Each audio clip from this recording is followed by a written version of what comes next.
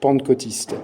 Et parmi vous, je dirais, toute personne qui va lire particulièrement le livre des Actes des Apôtres, qu'on appelle aussi le livre des Actes du Saint-Esprit, et puis ensuite les Épîtres, ne pourront s'empêcher de remarquer la présence et la place importante du Saint-Esprit, qui est vraiment annoncée, mais malheureusement dans des églises qui ne sont pas forcément des églises pentecôtistes ou des églises où il n'y a pas l'action du Saint-Esprit, il y a l'erreur de négliger l'action du Saint-Esprit.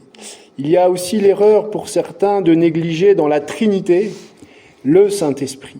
Alors regardons en introduction déjà dans l'Ancien Testament le rôle du Saint-Esprit dans la Trinité et dans la création.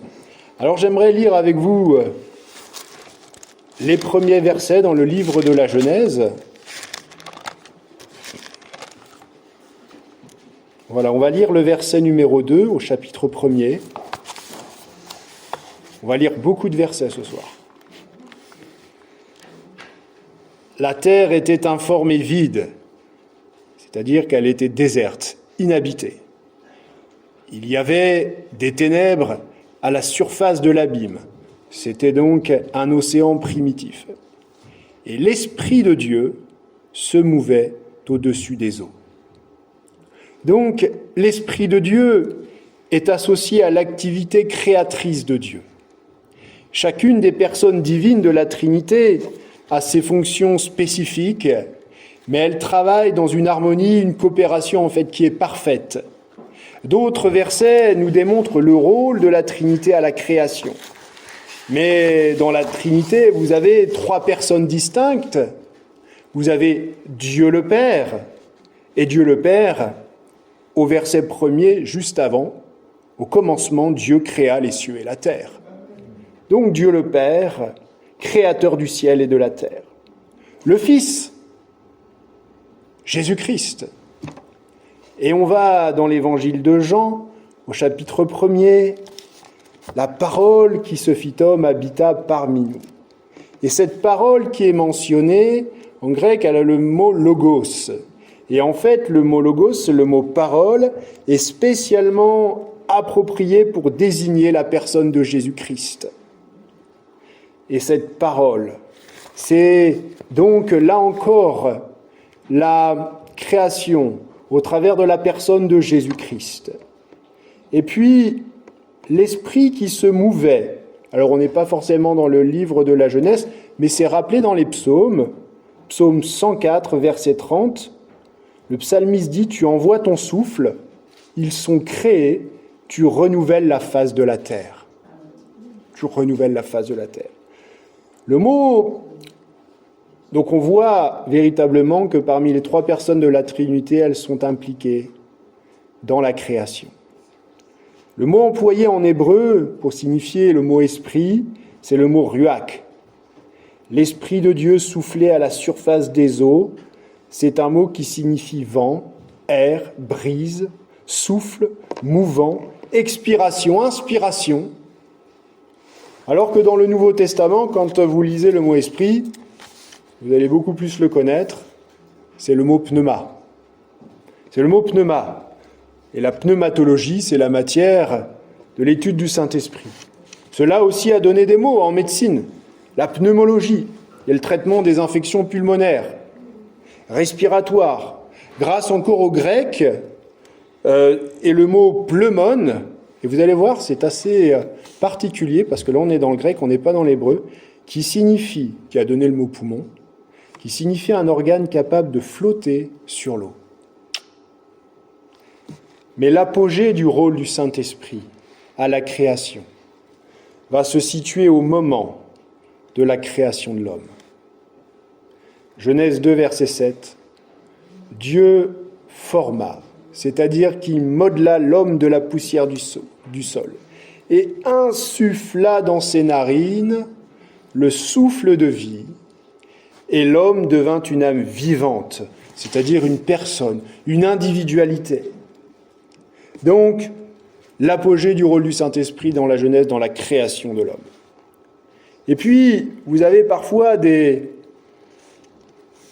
des situations qui sont rédigées dans la parole de Dieu, qui ne mentionnent pas le mot esprit, mais qui sont tout comme.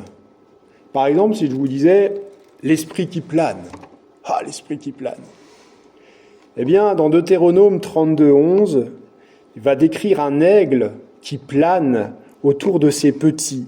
Et en fait, pareil à l'aigle qui éveille sa couvée, voltige, mais le mot voltiger en hébreu c'est le mot planer, sur ses petits, déploie ses ailes, les prend, les porte sur ses plumes. Et c'est important parce que ça nous décrit en fait la sécurité aussi du Saint-Esprit qui plane sur nos vies.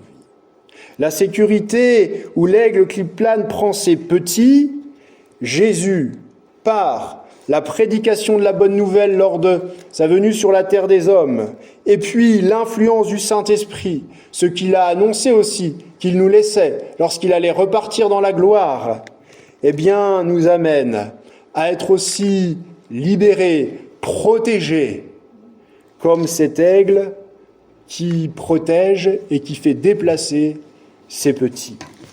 Donc, vous avez plusieurs actions du Saint-Esprit déjà dans l'Ancien Testament. C'est beaucoup plus, on va dire, rare que dans le Nouveau Testament, mais c'est présent. Dans l'Ancien Testament aussi nous démontre également des patriarches qui sont remplis du Saint-Esprit. Abraham est-il rempli de l'Esprit ? Eh oui, Genèse 20, verset 7, Dieu parlera à Abimélec et lui dira « Maintenant, rends la femme de cet homme, car il est prophète, il priera pour toi et tu vivras. » Et oui, Abraham avait kidnappé Sarah, sa femme. Et Dieu va interpeller cet homme et va lui dire « Abraham, c'est un prophète. » Et en fait, dans l'Ancien Testament, le prophète, c'est le porte-parole de Dieu. Et les mots porte-parole et prophète sont interchangeables. Et les prophètes dans l'Ancien Testament étaient donc des hommes de l'Esprit. Puisque Pierre le dit dans ses lettres, deuxième épître, c'est poussé par le Saint-Esprit que des hommes ont parlé de la part de Dieu. Donc dans l'Ancien Testament, Abraham méritait le nom de prophète. Dieu lui parlait souvent et donnait des directives pour lui et pour les autres. Et la majorité des prophètes, que ce soit aussi Moïse, Samuel, Jérémie, Amos, étaient des intercesseurs. On a aussi d'autres patriarches, Isaac, Jacob et Joseph, également patriarches. Et le psalmiste dit à leur propos, Psaume 105, verset 15, « Ne touchez pas à mes oins et ne faites pas de mal à mes prophètes. » Et dans le livre de la Genèse, au chapitre 41, verset 38, particulièrement avec Joseph, Pharaon aura des songes prophétiques en Égypte. Alors pour que Pharaon ait des songes prophétiques, et dira de Joseph, qui était le premier ministre, qui était devenu le premier ministre en Égypte, « Trouverions-nous un homme comme Joseph, ayant en lui l'Esprit de Dieu ?» Et c'est un Pharaon qui dit ça.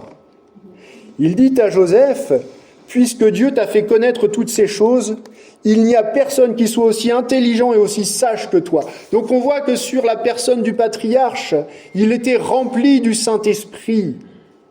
Joseph, premier ministre de l'Égypte, dans l'Ancien Testament, on voit un homme rempli de l'Esprit, équipé par l'Esprit pour le travail qu'il était appelé à faire. Et c'était pas un petit travail. Alors en 2025, on peut toujours prier pour nos autorités, les ministres qui sont nommés et qui pourraient être remplis du Saint-Esprit. Et là, ce qui est étonnant, c'est que c'est un pharaon égyptien qui reconnaît dans ses paroles un homme rempli du Saint-Esprit. C'est étonnant, hein ? Dieu reconnaîtra Moïse comme le plus grand prophète en son temps. On sait que pour Moïse, Dieu parlait directement à sa bouche. Il y avait un dialogue qui était direct, comme un homme parlait à son ami. Ces exemples, on les a plusieurs fois et on les a particulièrement au buisson ardent. Et puis, c'est là où Dieu va aussi désigner à Moïse son entourage. Il appellera Aaron comme aide également à Moïse. Mais Dieu continuera de parler directement à Moïse. Il avait rempli du Saint-Esprit Moïse. On sait qu'Aaron aussi, puisque Aaron, lui, interprétait. Moïse était bégayant. Mais Aaron était aussi là pour parler de ce que Moïse pouvait aussi annoncer. Et ce que Moïse annonçait, c'était de la part de l'Éternel. Ce qui est aussi intéressant pour nous, et je reviendrai tout à l'heure si j'ai le temps, qui servons dans l'Église, pour des personnes qui désirent s'engager dans le service, c'est de regarder comment Dieu, dès l'Ancien Testament, pouvait équiper pour des services en remplissant des hommes de l'Esprit dans le but du service de la maison de Dieu. Et c'est très intéressant. Nous ne sommes pas dans l'Église, dans l'Ancien Testament, qui n'existe pas encore. Mais nous sommes dans la maison de Dieu de l'époque, déjà le tabernacle, au milieu du peuple. Et ainsi au tabernacle, à sa constitution, on voit que Dieu va remplir des hommes ayant reçu des talents dans des services particuliers. Il ne va pas remplir tout le monde. On n'est pas à la Pentecôte là. Mais il va promettre de remplir 2 hommes de l'esprit, Betsalel et Oliab, afin d'aiguiser leurs talents et leur permettre d'enseigner aux autres. Donc, dans la maison de Dieu à l'époque, Exode chapitre 31, Dieu dit à Moïse, « Sache que j'ai choisi Betsalel. Je l'ai rempli de l'Esprit de Dieu, de sagesse, d'intelligence et de savoir pour toutes sortes d'ouvrages. Je l'ai rendu capable de faire des inventions, de travailler l'or, l'argent, l'airain, de graver des pierres. Et je lui ai donné pour aide Oholiab. J'ai mis de l'intelligence dans l'esprit de tous ceux qui sont habiles. » Et là, ces hommes choisis ne sont pas là pour annoncer la parole de Dieu, mais pour ce qu'on pourrait appeler un service de logistique, un service de construction technique. C'est-à-dire que Dieu, pour des métallurgistes, pour des menuisiers, va remplir des hommes du Saint-Esprit. Et on est dans l'Ancien Testament. Et c'est merveilleux puisque pour la construction de son œuvre qui est le tabernacle, parmi ses serviteurs dans l'Ancien Testament, il va les rendre responsables de services importants. Et bien Dieu les remplit de sagesse déjà, d'intelligence et les qualifie. Et je crois que c'est encore une chose que le Seigneur applique et veut que l'on applique dans son Église, que l'on soit conduit par le Saint-Esprit. Là, il ne s'agissait pas d'un service sacrificiel, d'un service d'enseigner la loi ou d'être porte-parole, mais c'était un véritable service, comme nous avons besoin dans l'Église de véritables services dans certains départements. On a besoin de menuisiers, on a besoin d'électriciens, et même on a besoin de jardiniers, mais d'hommes et de femmes remplis du Saint-Esprit. C'est important. Lorsque le pasteur nomme un responsable de département pour servir dans la maison de Dieu, c'est une responsabilité. Et cet homme ou cette femme pour le service doit être rempli de l'Esprit. Donc l'importance du baptême dans le Saint-Esprit, l'importance d'être renouvelé aussi dans le Saint-Esprit pour notre service. Et d'ailleurs, nous verrons aussi que quand Jésus mentionne le Saint-Esprit, c'est-à-dire le Consolateur, il ne l'enferme pas. Il ne l'isole pas, avec souvent ce qu'on associe, c'est-à-dire, pour nous, le parler en langue. Mais Jésus l'associe en premier au service. On notera que tous les travailleurs du temps de Moïse au tabernacle ne reçurent pas le Saint-Esprit, mais les responsables, ceux qui avaient une responsabilité particulière, les 2 seuls responsables choisis par le Seigneur, remplis du Saint-Esprit. Le Saint-Esprit est une personne divine, qui agit dans l'homme, en fait, et on l'a vu, c'était l'introduction, depuis la création. Et maintenant, on va voir son importance, parce qu'il possède, le Saint-Esprit, les qualités d'une personne communicable, de ce qu'une personne peut communiquer. Il possède la connaissance, l'intelligence. Et oui, lequel des hommes, en effet, connaît les choses de l'homme, si ce n'est l'esprit de l'homme qui est lui? De même, personne ne connaît les choses de Dieu, si ce n'est l'esprit de Dieu. 1 Corinthiens, chapitre 2, verset 11. La connaissance, l'intelligence, mais aussi les sentiments et l'affection. Paul dira aux Romains, « Je vous exhorte, frères, par notre Seigneur Jésus-Christ et par l'amour de l'esprit, de combattre avec moi. » Romains 15, 30. Et puis, l'Esprit a aussi la volonté de donner.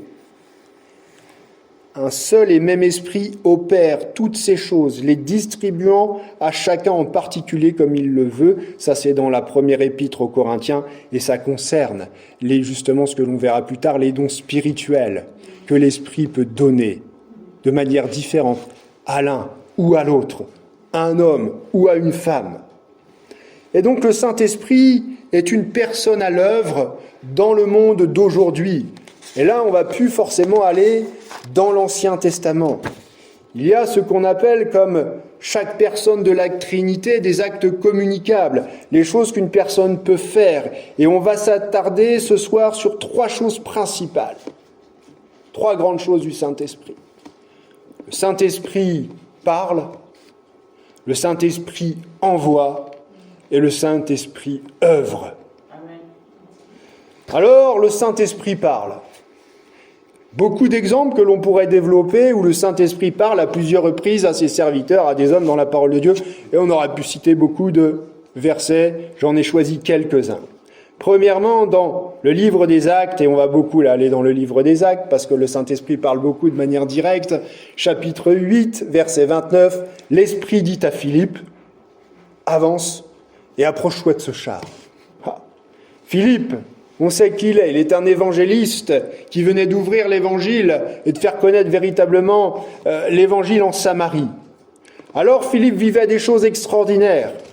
Et avant même que l'Esprit lui parle, des choses encore plus rares, c'est un ange du Seigneur qui s'adresse à lui pour le conduire d'aller évangéliser sur la région de Gaza. Et c'est en apercevant sur cette région de Gaza un eunuque éthiopien que le Saint-Esprit va lui parler, approche-toi de ce char. Alors on va se remettre dans le contexte. Imaginez que vous étiez en ville aujourd'hui. Il y avait du monde. Imaginez que vous marchez en ville ou à côté d'une mairie, vous êtes là, dans un endroit en vacances, et vous apercevez une autorité. Un homme d'État avec son cortège, ou avec sa protection, ou sa voiture de fonction. Et le Saint-Esprit s'adresse à vous. Approchez-vous de cet homme. Ouf, c'est pas facile, hein ? C'est ce qu'il vit, Philippe. C'est ce qu'il vit, Philippe. Philippe n'avait pas prévu, au départ de sa journée, de parler à une autorité. Il y a des journées dans notre service, à l'église, parfois, des choses que l'on n'a pas prévues, hein ? Ou si on avait été confronté, très certainement, on y avait pensé, on se serait senti incapable. Mais quand le Saint-Esprit nous parle, et nous demande, alors là, c'est qu'il va nous rendre capables pour une chose en particulier et qu'il désire que nous puissions lui obéir. Et le Saint-Esprit a rendu Philippe capable d'évangéliser et de baptiser ce jour-là une autorité étrangère.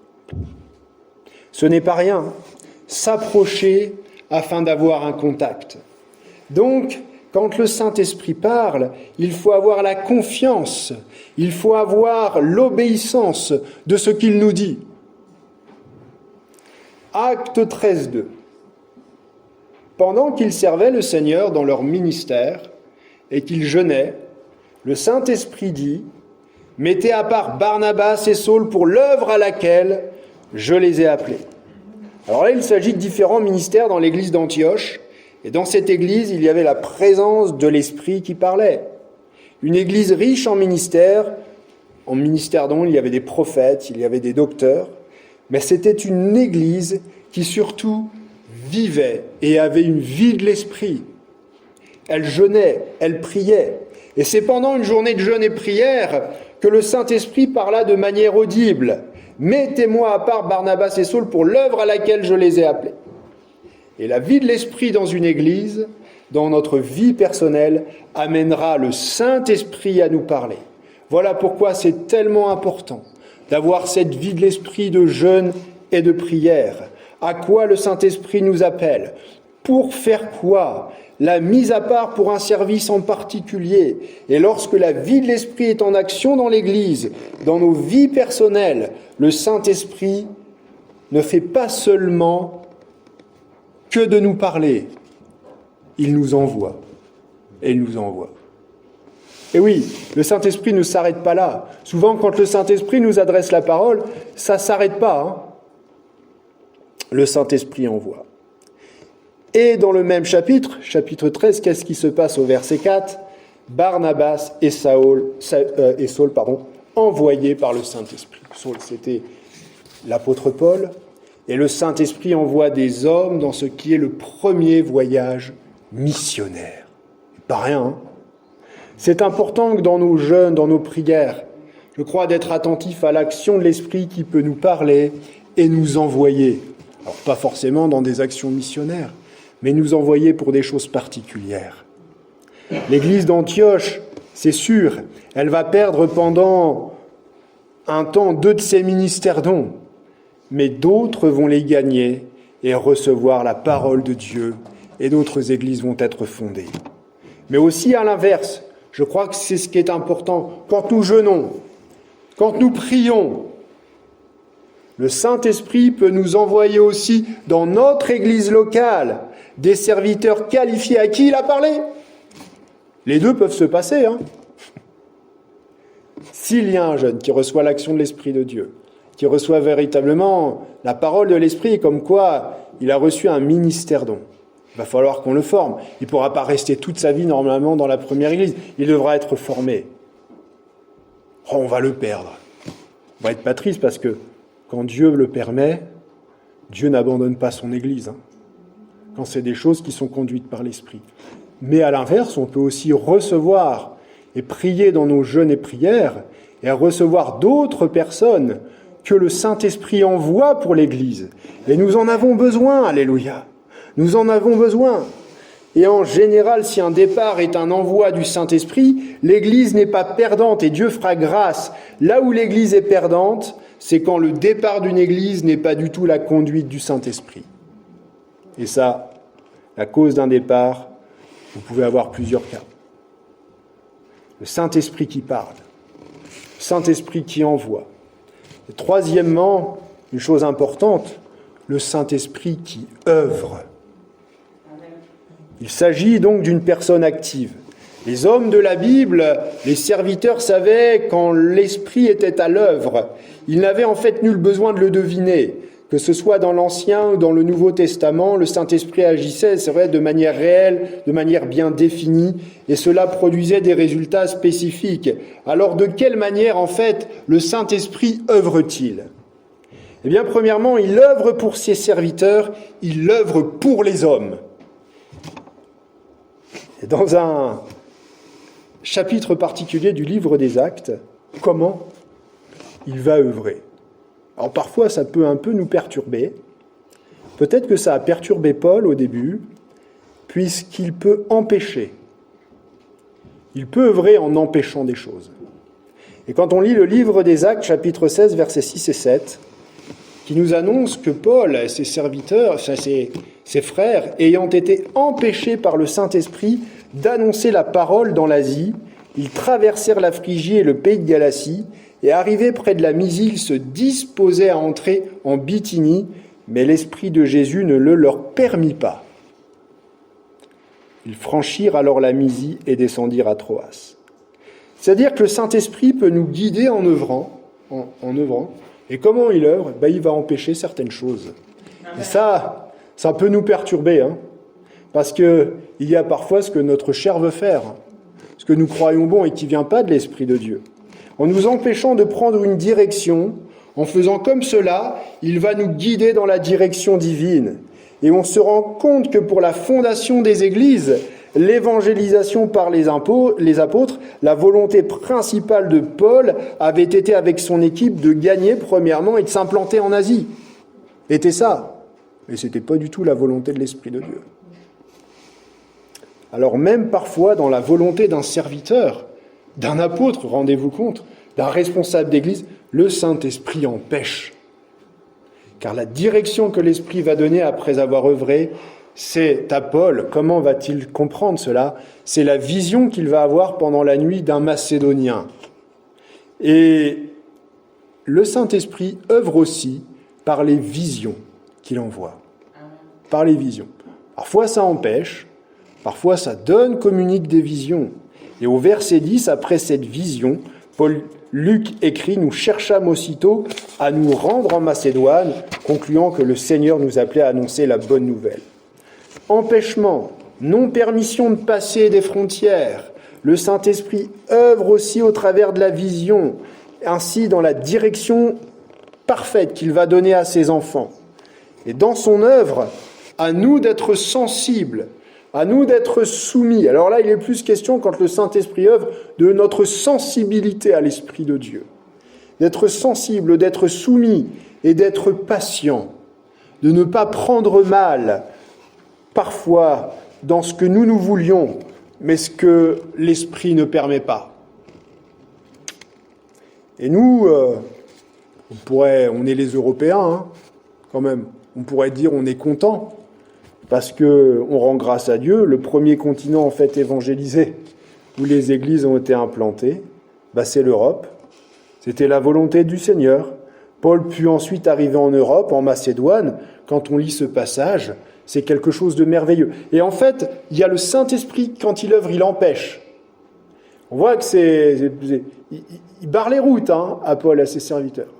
Puis dès que Paul dit qu'il œuvre par la vision et que Paul a la vision, on voit que toutes les choses s'ouvrent. Là, ça va beaucoup plus rapidement. Et Actes 16-11, le trajet s'ouvre de manière directe. Et les premières églises en Europe furent fondées en Macédoine, à Philippe, qui est la première ville de Macédoine. Comment sont-ils arrivés? Comment ont-ils fondé Philippe? En fait, ça s'est passé tout de suite au bord d'une rivière. Il y avait quelques femmes. L'apôtre Paul va faire une réunion d'évangélisation à un groupe de femmes. Et qu'est-ce qui se passe au bord de cette rivière? Conversion de Lydie, qui est la première femme convertie en Europe. Et premier baptême par immersion en Europe, c'est Lydie. La sensibilité alors, l'obéissance, la patience face à l'œuvre de l'Esprit dans nos vies, que ce soit pour la vie de l'Église, que ce soit pour les vies familiales et professionnelles. Le Saint-Esprit peut empêcher des choses dans les familles. Le Saint-Esprit peut empêcher aussi des choses dans notre travail, mais aussi il peut nous montrer des choses. Il œuvre pour les hommes, mais ce n'est pas tout. Il œuvre pour les hommes, mais il œuvre dans les hommes. Il œuvre dans les hommes.